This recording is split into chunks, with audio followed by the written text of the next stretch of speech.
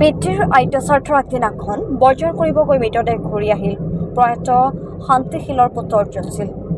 পিতৃৰ সকামৰ বাবে ব্যস্ত থকাৰ অৱস্থাতে বগা কাপোৰ পিন্ধি ৰহস্যজনক মৃত্যু সাৱধানী পুত্ৰই। ৰহস্যজনক অৱস্থাত মৃত্যু হোৱা লোকজন হাউলী চহৰৰ ঠাকুৰবাৰীৰ অৰ্জুনশীল। হাউলীৰ বগাইটিয়ানপাৰাত উদ্ধাৰ অৰ্জুনশীল নামৰ যুৱকজনৰ মৃতদেহৰ কাষত নিজৰ স্কুটিখন উদ্ধাৰ। ঘটনাটোক লৈ হাউলী চহৰত সৃষ্টি হৈছে তীব্ৰ চাঞ্চল্য।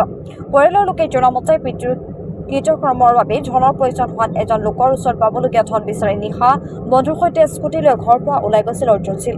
তাৰ পিছতে ৰহস্যজনক অৱস্থাত পথৰ কাষত পুৱতি নিশা ৰক্তাক্ত অৱস্থাত উদ্ধাৰ হয় যুৱকজনৰ মৃতদেহ।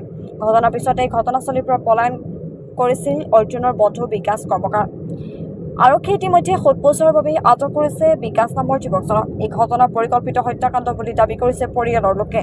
ঘটনা সন্দৰ্ভত হাউলী আৰক্ষীয়ে তদন্ত আৰম্ভ কৰাৰ লগতে ঘটনাৰ সময়ত অৰ্জুনশীলৰ সৈতে থকা আন এজন বন্ধুৰ সোধপোছ চলাই আছে আৰক্ষীয়ে। ইপিনে যুৱকজনৰ মৃতদেহ মৰণোত্তৰ পৰীক্ষাৰ বাবে বৰপেটা মেডিকেল কলেজ হস্পিটেললৈ প্ৰেৰণ কৰিছে আৰক্ষীয়ে।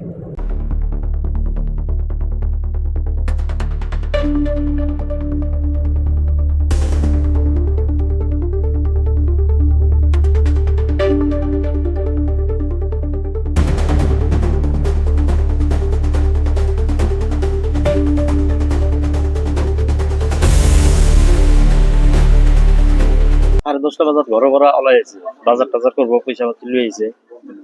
তাৰ পাছত ফোন করলো, 1টা বা 2টা বাজাত ফোন করলো, রিসিভ করলাম, ভাত খাওয়া নাই সোনকালে কয় আহি আছো। তার পাছত পৰা ফোন মাৰি আছো, ৰিসিভ কৰা নাই। 12:30 ফোন কৰলা, 12:30 ফোন কৰি কয় আহি আছো কই মানুহ খবর নাই। তার পাছত ফোন করলো 4:30 বাজাত মই খবর পাইলো বগজাল পৰা ডেট কৰি আছে। কোনে খবৰ দিছে? এইটো মই পাব্লিক তাতে শুনছো। মই সি অকলে আছিল নে কোনোবা আছিল? ইয়াৰ লগত এটা আছিল, কি নাম আছিল তাৰ? বিকাশ আছিল লগত। বিকাশৰ অলপ ফোন হৈছে, সি পলাতক হৈছিল। পাছত চাৰি ধৰি লৈ আহিছে থানাত। এইটো কি মাৰ্ডাৰ নেকি? Murder case. এজনে মাৰা নাই, এইটো 4-5জনৰ লগত থাকি মাৰছে। এজনে 2জনে মাৰি পইচা পাতি ৰিলেশ্যন? পইচা পাতি নহয়, এইটো বাজাৰ টাজাৰ কৰিব কালি দেউতাৰ কাজ, দেওবাৰত দেউতাৰ কাজ। এইটো কাৰণে 2-1জনৰ তাতে পইচা খুঁজছিল, পাব লগা পাইছো। ঘৰত থাকি ফোন কৰছিল, পইচা পাতি দিবি না, কালি কাজ দেউতা আপনাৰ মোৰো পাই নাই। এইটো মই শুনা পাইছো। পাছত শুনা পাইলো 4:30 বাজাত বগজাল পাৰাত খবৰ পাইছো পাব্লিকেৰ তাতে। বাজাৰ কৰে পাইছো ৰাতিপুৱা থানাত লাশ লৈ আহিছে।